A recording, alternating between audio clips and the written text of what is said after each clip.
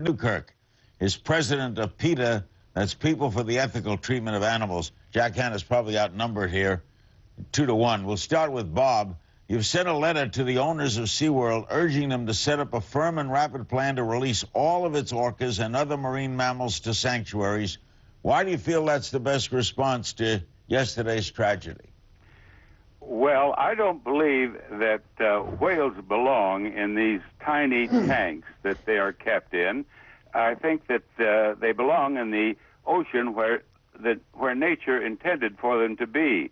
These tanks for a whale are about like having one of us in a bathtub told that we have to learn some tricks, and if we do our tricks well enough, that we will be fed.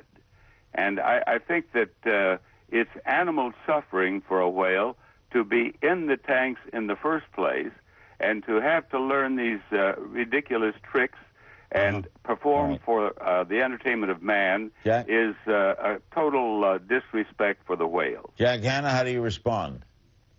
I'll respond by saying, first off, that Don was a friend, and I'm sorry about the loss. I'm still getting over that. But as far as Mr. Barker, I admire your work with spaying and neutering animals. I really do admire you for that. However, when statements are made in your letter, which is right here, which are mostly totally inaccurate, especially the statement that says the only thing that people learn from visiting a SeaWorld theme park is how miserable life is for the animals held there.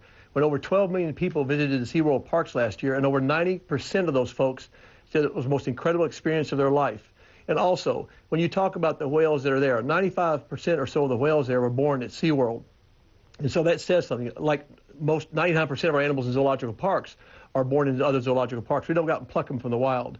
But the work that SeaWorld has done, and by the way, Larry, $60-something million was spent last year by SeaWorld, 1 year, on the killer whales and other animals, marine mammals in that park, plus the many, many hundreds and thousands of animals that they released to the wild. If it wasn't for SeaWorld, animals like the manatee in Florida might not even be in existence right now. And so I know what SeaWorld does. I go there as a visitor. I go there as a person who loves to watch that park and see what they do. Ingrid, don't you think the public loves this, though? We've had this tragedy, but doesn't the public respond to this? Let me say, Larry, that there are two victims here. This whale, who was captured in the wild when he was 2 years old and has spent a quarter of a century in this bathtub-like existence, as Bob says. He's a male whale. He's raging with hormones. He wants to swim. He wants to mate. He wants to have freedom, like all living creatures.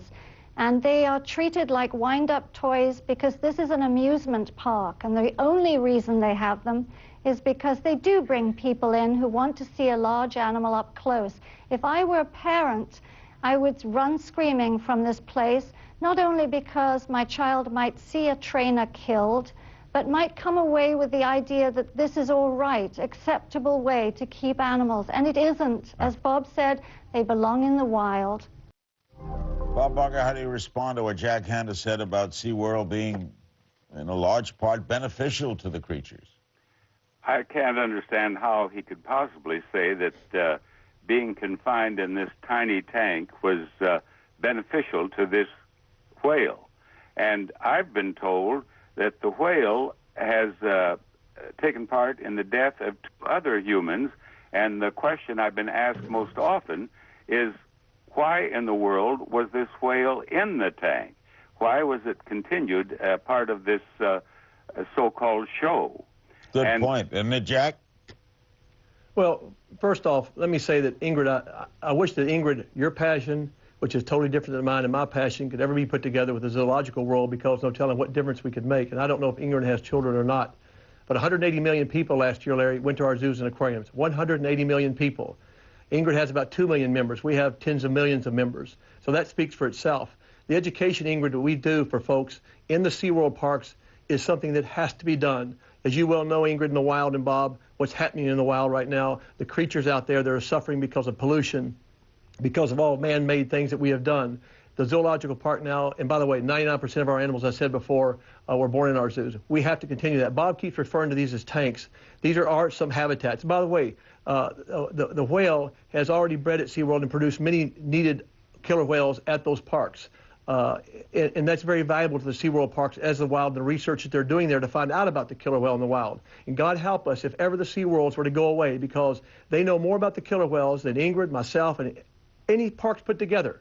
They know about the killer whale in the wild, and then but how about but how about his point, Jack? If that whale killed before, why keep them in the tank? Yeah, Larry, it has killed before. Larry, didn't our astronauts go up in the space shuttle and we lost them when they came back? It was a terrible thing, wasn't it? They went right back up in space, didn't they? Because we want to learn from space. We want to learn how to help mankind. That's what SeaWorld does and what we all do. Our business, Larry, is called killer whale. These are dangerous animals. Yes, we know that, Larry. We know that, Bob. We know that, Ingrid.